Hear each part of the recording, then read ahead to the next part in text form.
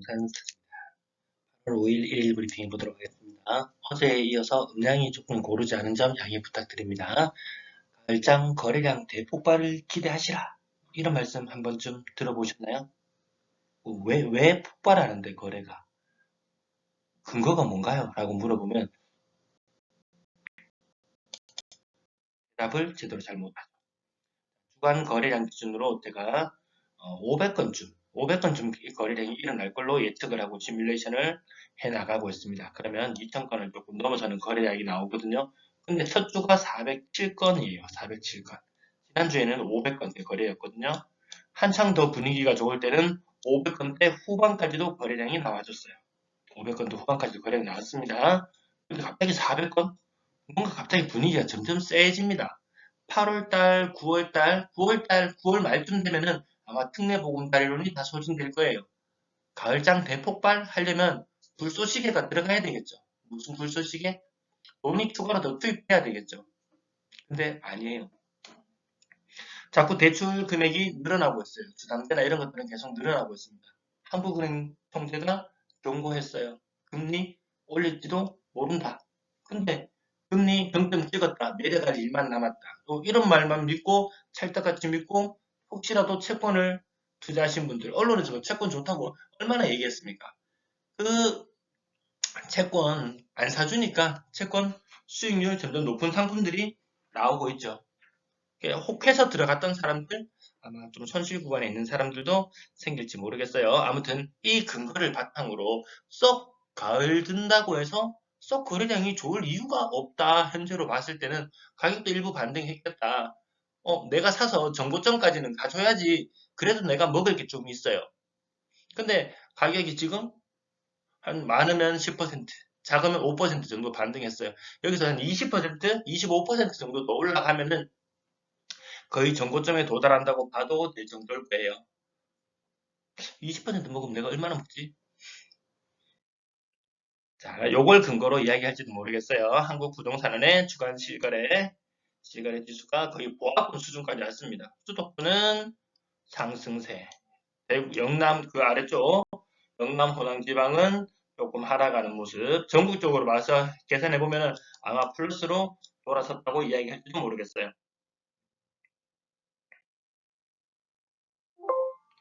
거래량 84건의 거래량. 다행히 어제보다는 거래량이 많았습니다. 3월달 거래량 피크를 찍은 이후로 2200건대 계속 머무르고 있는 거래량을 볼 수 있습니다. 그러면 시뮬레이션 했을 때 제가 7월 말쯤에 특례 보금자리론이 소진되고 나면 8월달부터는 거래량이 줄어들 것이다. 이렇게 바라봤었는데요. 특례 보금자리는 조금 더 길어질지도 몰라요. 그럼 그 이후에 거래량이 떨어질 수 있다는 부분 한번 생각해 볼 필요는 있을 겁니다. 지난 12월, 작년 12월, 올해 1월, 2월 거래가 올해 2월 아니고 올해 1월까지 거래가 얼마 없었을 때 팔려면 시급하잖아요. 금매로 내놓을 수밖에 없는 그런 상황. 그나마 집을 보러 오면 다행이라고 말하는 그런 분위기가 또다시 도래한다면 버텨낼 수 있겠습니까? 이자 부담, 그때보다 1년 전 그때보다 지금의 이자 부담이 더 커져 있어요. 누가 감당해야 됩니까? 다주택 무조건 간다? 무조건 우상향이다? 무조건 우상향일지도 몰라요. 근데 누군가의 피와 눈물을 받아낸 다음에 또 우상향이 있지. 그다음 무한정 우상향은 잘 없더라고요. 사지 롯데캐슬 더그래시 49평형 16억 3천. 16억 3천. 그래서 2018년도 가격 정도 보니까 2018년도 정도 가격 보니까 한 10억 정도 찍혀 있었어요. 10억.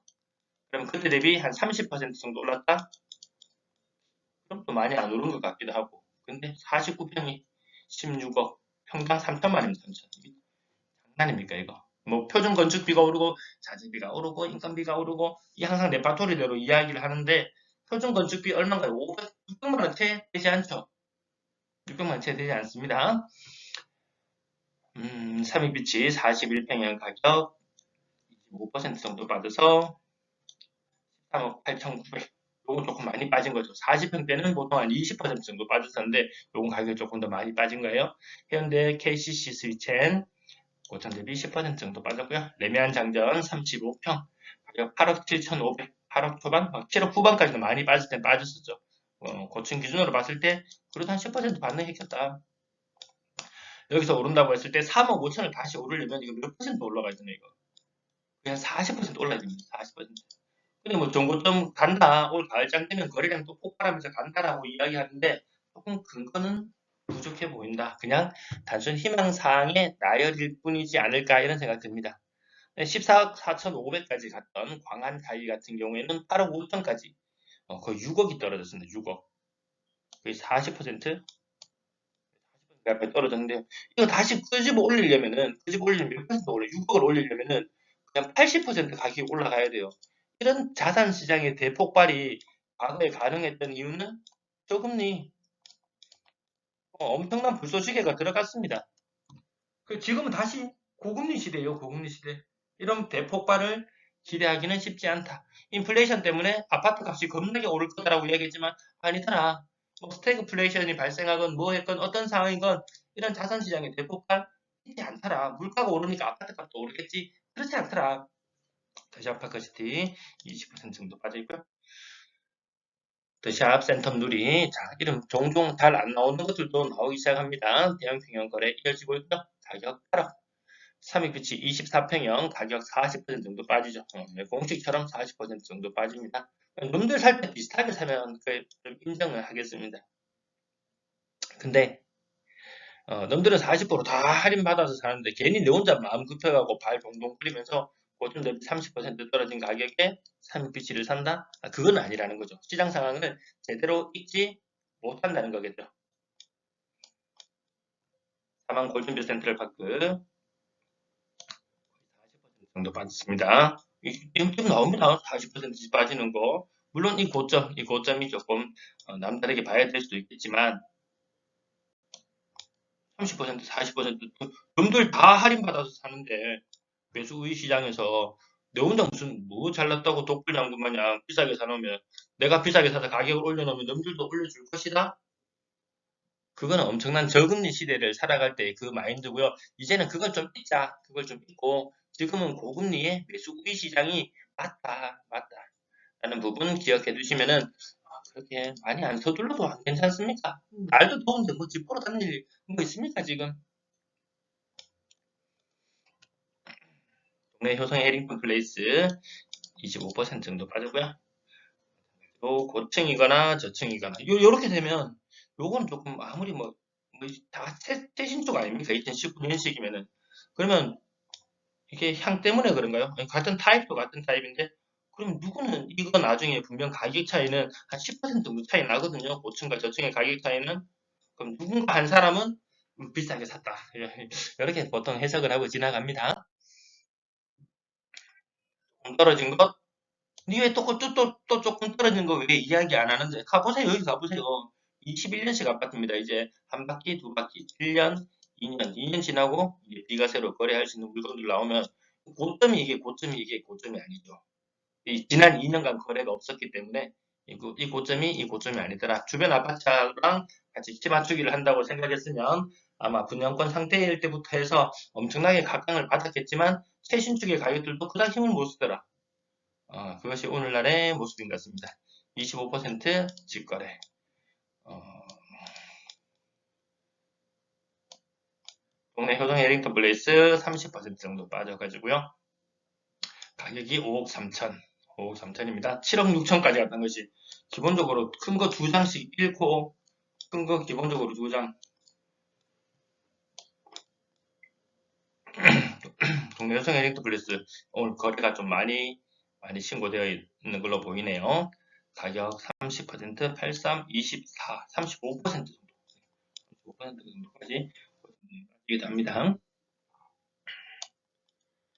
벽산 아파트 20%, 대동타운 30%.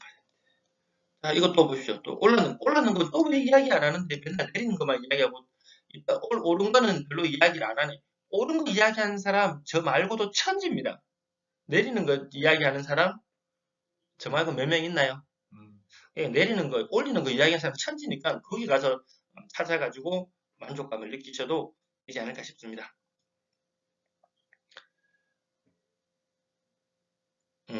명지 국제신도시 호반 베르디 미차 가격 거의 40% 거의 40% 가까이 빠집니다. 놈들 그래 이렇게 다 할인받아 사는데 안 급해도 됩니다. 이 5억이 작은 돈입니까? 맨날 가자 가자 하고 금리 막 2%도 안 되는 그런 대출 금리 받아가지고 하다가 2%에서 갑자기 대출 금리가 막 갱신되니까 거의 6%에 근접해 나가는 이 현상이죠. 이거 감당하기 생각보다 쉽지 않아요. 왜? 레버리지 땡길 만큼 풀로 땡겼거든요.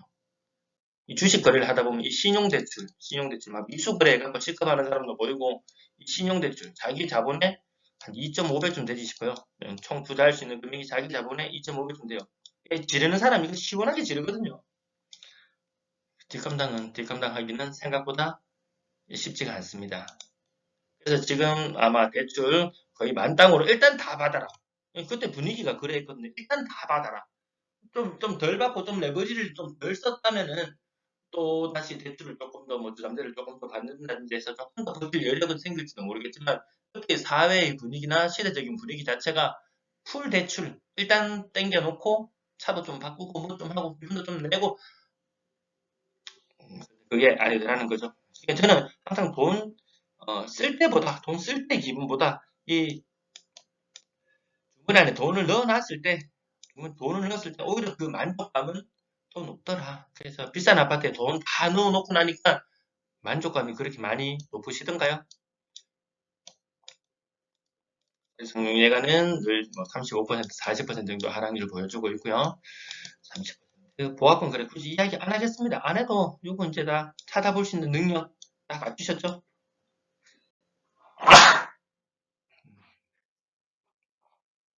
나머지 이제 또 3억대 밑으로 가격 내려와도 마찬가지로 30%. 또 가격 차이 변동 거래 없는 것 가면 대형 평형이거나 연식이거나 뭐 이렇게 찾아보면 됩니다. 찾아보면 답답한 사람이 좀 세물 파도 안 되겠습니까?